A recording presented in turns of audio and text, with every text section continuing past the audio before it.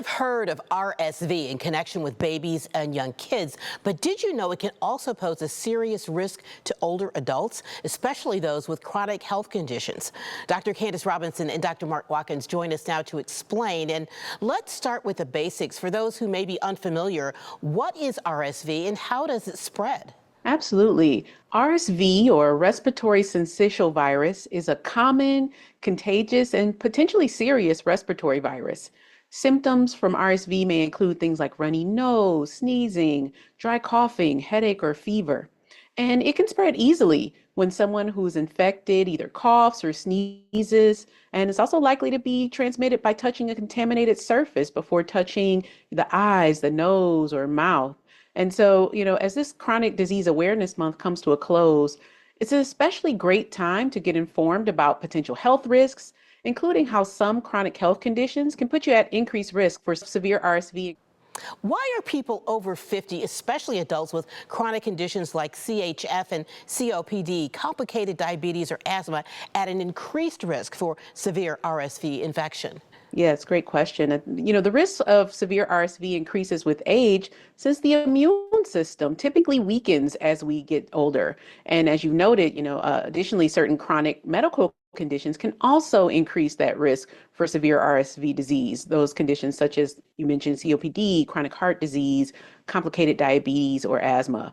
And so if you're between the ages of 50 and 74, and you're at increased risk for severe disease due to certain risk factors, or you're 75 years of age or older, it's important to know your risk for RSV and to speak with a healthcare provider or pharmacist about RSV and about vaccination. What are some common, maybe misconceptions people may have about RSV?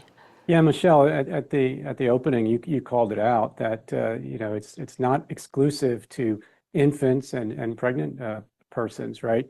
So just like Dr. Robinson mentioned, those that have chronic disease, those who have severe chronic disease, especially diseases of the lung like chronic obstructive pulmonary disease, asthma, can be at severe risk for RSV. And so that's why it's so important to have these conversations with trained healthcare professionals to make sure that you can get the vaccine and also that you know your risk factors. Why is it so important for people to proactively speak with their pharmacist or healthcare providers about their risk for severe RSV? I think to double click on that, Michelle, is one that healthcare, let's just be honest, can be complicated and then can be also confusing.